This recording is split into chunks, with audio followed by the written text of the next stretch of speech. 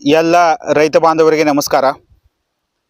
ಕಬ್ಬು ಕೃಷಿಯನ್ನ ಪ್ರಾರಂಭಿಸುವ ಮೊದಲು ಕಬ್ಬು ಕೃಷಿಯಲ್ಲಿ ಯಾವ ರಸಗೊಬ್ಬರಗಳನ್ನ ಬಳಸಬೇಕು ಹಾಗೂ ಕಬ್ಬು ಕೃಷಿಯಲ್ಲಿ ಗ್ರೋತ್ ಹೆಚ್ಚಾಗಲು ಹಾಗೂ ಇಳುವರಿಯನ್ನ ಹೆಚ್ಚು ಪಡೆಯಲು ಕಬ್ಬಿನಲ್ಲಿ ಗ್ರೋತು ನೀವು ಕಬ್ಬು ಕೃಷಿ ಪ್ರಾರಂಭದಿಂದಲೇ ಆ ಗ್ರೋತು ಇರಬೇಕು. ಗ್ರೋತು ಪ್ರಾರಂಭದಿಂದಲೇ ಹೆಚ್ಚಿದ್ದಲ್ಲಿ ತಮಗೆ ಇಳುವರಿಯು ಹೆಚ್ಚು ಬರುತ್ತೆ. ಅದಕ್ಕೆ ಗ್ರೋತನ್ನು ಪ್ರಾರಂಭದಿಂದಲೇ ಹೆಚ್ಚು ಮಾಡಲು ತಾವು ರಸಗೊಬ್ಬರವನ್ನು ಬಳಸಬೇಕು. ಈಗ ಲಾವಣಿ ಆದಮೇಲೆ ಪ್ಲಾಂಟೇಶನ್ ಆದಮೇಲೆ ಮೊದಲ ರಸಗೊಬ್ಬರವನ್ನು ಯಾವುದು ಬಳಸಬೇಕು, ಒಂದನೇ ರಸಗೊಬ್ಬರದಲ್ಲಿ ಯಾವ ಯಾವ ಪೋಷಕಾಂಶಗಳನ್ನು ನಾವು ಯೂಸ್ ಮಾಡಬೇಕು ಅದರ ಕಂಪ್ಲೀಟ್ ಡೀಟೇಲನ್ನು ನಾನು ಮಹಾಗಣಪತಿ ಕೃಷಿ ಕನ್ನಡ ಯೂಟ್ಯೂಬ್ ಚಾನಲ್ದಲ್ಲಿ ಕೊಟ್ಟಿದ್ದೀನಿ.